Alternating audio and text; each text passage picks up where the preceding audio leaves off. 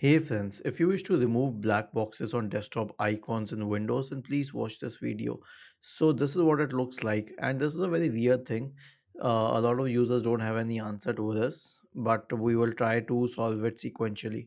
So first of all, perform an SFC scan. Search for command prompt in the Windows search bar and click on Run as Administrator. Type the command sfc space forward slash scan now and hit enter to invoke the SFC scan. The next solution is to install all updates. Okay, so right click on the start button and select settings from the menu. Go to the Windows Update tab on the list on the left hand side. Click on check for updates in the right pane. The next one is disk cleanup, especially the thumbnail cache. So search for disk cleanup in the Windows search bar and open it and then select a good drive. Now scroll down and make sure the thumbnails is selected. Click on OK and then click on delete files. This will clear the thumbnail cache from your system. The next solution is to update the graphics card drivers. Search for device manager in the Windows search bar and click on device manager.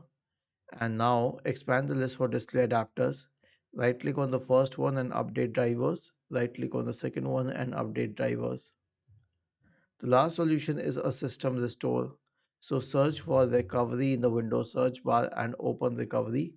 Click on open system restore. Click on next. Choose a good restore point next. Finish and then finally click on yes. Was this helpful?